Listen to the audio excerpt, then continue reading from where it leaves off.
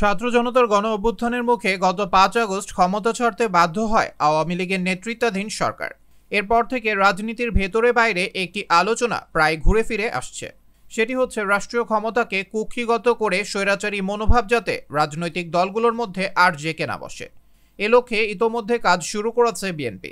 সংবিধান সংস্কারে এবার দ্বিকক্ষ বিশিষ্ট সংসদ প্রবর্তন, তত্ত্বাবধায়ক সরকার ব্যবস্থা পুনঃস্থাপন, রাষ্ট্রপতি ও প্রধানমন্ত্রীর ক্ষমতার ভারসাম্য আনাসহ সংবিধানের একগুচ্ছ সংস্কার প্রস্তাব চূড়ান্ত করেছে বিএনপি। শিগগিরই এই প্রস্তাবগুলো দলটির পক্ষ থেকে অধ্যাপক আলী রিয়াজের নেতৃত্বাধীন সংবিধান সংস্কার কমিশনে জমা দেওয়া হবে।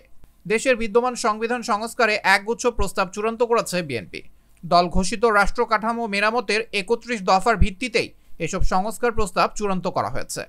দলটির অভিযোগ, রাষ্ট্র ক্ষমতা পাকাপোক্ত করতে নানা সংশোধনীর মাধ্যমে সংবিধানকে নিজেদের মতো বানিয়ে নিয়েছিল ক্ষমতাচ্যুত আওয়ামী লীগ সরকার। সে কারণে বিএনপি একটি গণতান্ত্রিক সংবিধান চায়। তাই দলের এসব সংস্কার প্রস্তাবনা আগামী সোমবারের মধ্যে অধ্যাপক আলী রিয়াজের নেতৃত্বাধীন সংবিধান সংস্কার কমিশনে দেয়া হবে। বিএনপির স্থায়ী কমিটির বৈঠকে এই সিদ্ধান্ত হয় বলে জানা গেছে। গুলশানে চেয়ারপারসনের রাজনৈতিক কার্যালয়ে অনুষ্ঠিত এই বৈঠকে দলের ভারপ্রাপ্ত চেয়ারম্যান তারেক রহমান লন্ডন থেকে ভার্চুয়ালি সংযুক্ত হয়ে সভাপতিত্ব করেন। বিএনপির একটি দায়িত্বশীল সূত্রে জানা গেছে, রাষ্ট্র কাঠামো মেরামতের লক্ষ্যে দলটি তাদের ৩১ দফা সংস্কার প্রস্তাবের আলোকেই সংবিধান সহ রাষ্ট্রের গুরুত্বপূর্ণ প্রাতিষ্ঠানিক সংস্কারের প্রস্তাবগুলো চূড়ান্ত করছে। এর মধ্যে দ্বিকক্ষ বিশিষ্ট সংসদ প্রবর্তন, এক ব্যক্তির ২ মেয়াদের বেশি প্রধানমন্ত্রী না থাকা, তত্ত্বাবধায়ক সরকার ব্যবস্থা পুনঃস্থাপন এবং প্রধানমন্ত্রী ও রাষ্ট্রপতির ক্ষমতার মধ্যে ভারসাম্য আনার বিষয়গুলো গুরুত্ব পেয়েছে। একই সঙ্গে সাম্য, মানবিক মর্যাদা ও ন্যায় বিচার, এই ৩ বিষয়কে সংবিধানের মূলনীতি ঘোষণা করার পাশাপাশি আনুপাতিক নির্বাচন পদ্ধতিতে না যাওয়ার প্রস্তাবও ঠাঁই পেয়েছে। এদিকে ছাত্র জনতার গণ অভ্যুত্থানে গত ৫ আগস্ট আওয়ামী লীগ সরকারের পতনের পর ৮ আগস্ট ডক্টর মোহাম্মদ ইউনূসের নেতৃত্বে অন্তর্বর্তী সরকার গঠিত হয়। এরপর রাষ্ট্র সংস্কারে গত ১১ সেপ্টেম্বর প্রথমে ৬ কমিশন গঠন করে সরকার। আগামী ৩১ ডিসেম্বরের মধ্যে সরকার গঠিত নির্বাচন কমিশন, পুলিশ প্রশাসন, বিচার বিভাগ, দুর্নীতি দমন, জনপ্রশাসন ও সংবিধান সংস্কার কমিশনকে তাদের প্রতিবেদন জমা দেওয়ার কথা রয়েছে। পরবর্তী সময়ে ২ ধাপে আরও ৯ কমিশন সহ মোট ১৫টি কমিশন গঠন করেছে অন্তর্বর্তী সরকার। এসব কমিশনকে সহায়তা করতে বিএনপির পক্ষ থেকেও গেল মাসের শুরুতে ৬টি ছায়া কমিটি গঠন করা হয়।